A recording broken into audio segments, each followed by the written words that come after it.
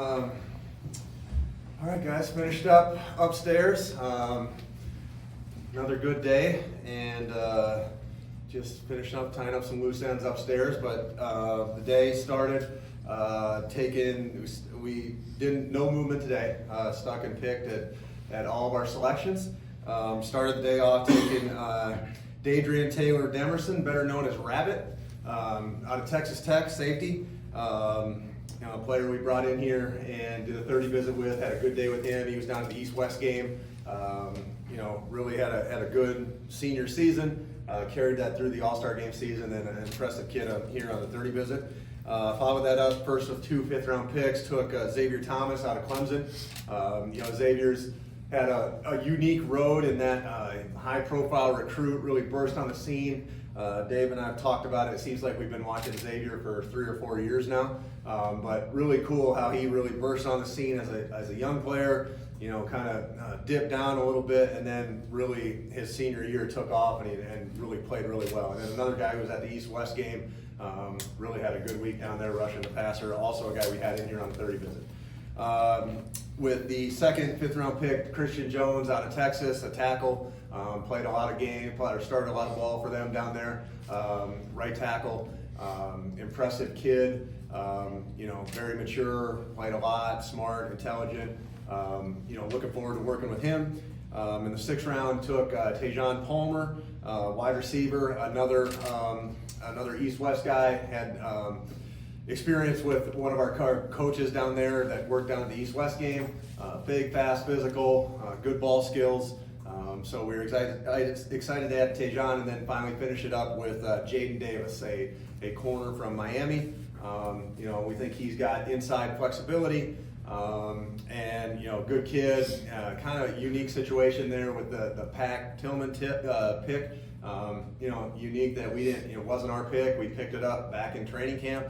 And just pretty cool that it was the Pat pick at number 226, and it was one that we tried hard all weekend to not trade it. We wanted to keep that pick, and thankfully it worked out. And really cool moment for the organization and obviously for Jaden. So with that, open it up to you guys. Got Dave up here. Been a huge part of our process, and turn it over to you guys here. Just in general, the more intelligent player, the better. So I think maybe that's what that led them and checked some more boxes for us, and just that they had been that far in school, that was a bonus. But I think JG and I have been pretty clear on he likes to say the price of admission, but intelligence is a big one there, and so. It's good. A lot of these guys check those, if not all of them, check those boxes. Is that something you had to kind of shift over the light years of a lot of these COVID kids now having more eligibility? Did you have to reshift how you think about age and experience? No, not at all. Not at all. From a physical standpoint, being 23, 24, does that help them make that adjustment to the NFL because they're grown men at this point? Yeah, I think there's going to be no bigger transition that these guys go through, no matter what age, than that first year going from college to the NFL. So. I don't think it's a huge difference. They're all a lot younger than me and a lot more spry than me. So, I think that's a big transition no matter what age we're talking. No, the draft really kind of fell for us this year to our board, which it doesn't always happen like that. Sometimes you're reaching down to pick a card up where you're a little surprised that guy's going that soon or something like that.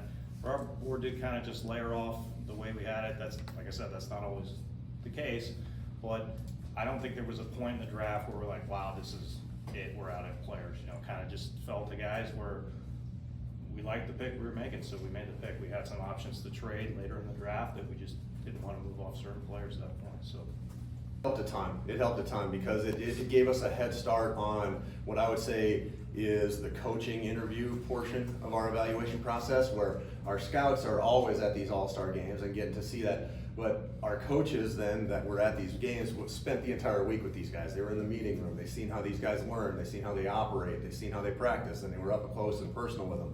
So it gave us a head start, and it really eliminated some guys that we needed to spend time at the combine. So we were able to cast a wider net on guys that the coaches had already had a feeling for. So, and it eliminated some Zoom moves that we had to make in the spring. So, I think it just gave us access, a closer look at a wide variety of players, and, it was definitely beneficial to our process this year. Is there some possibilities of guys who might fill that role at kickoffs? Yeah, we've talked a lot about what the new kickoff's going to look like, and we have thoughts on what it's going to look like, and I think in all reality we're probably not going to go.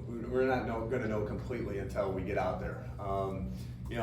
We definitely think it's obviously going to play a part in the types of players that get a jersey on game day, and we're still working through that. But I think there's always going to be a premium on players that can play on fourth down. And so, if you're not a starter, then the expectation is you're going to have to contribute something on fourth down. And so, when we add all those more snaps and on the kickoff game, that's certainly going to be an impact on the game, and players are going to have to fill those roles. Can play a couple of our three positions. Yeah, I'd say, when you look at, actually all three of those guys, Max, Elijah, and Jaden, all those guys have played both outside and inside. I don't think it was a case where we went in and we said, hey, we gotta double, triple down on corners or any position. I think really that's how it worked out. As the picks start coming off, like Dave said, the picks start coming off and our board is like a layer, and eventually once you start going, there's going to be a card that is higher than the rest of the cards around them. And so, it just happened that 3 different times it was a corner this year. So, I don't think we came into the draft saying, hey, we gotta get this many players at this position, but that's just the way it worked out in the corner position. No, I don't think so. I mean, I think last year our process was really condensed. And so we had to squeeze a lot of stuff into a shorter time frame. This year, we were able to have a schedule and have everything laid out the way that we want it. But in the end, the same amount of work has to get done.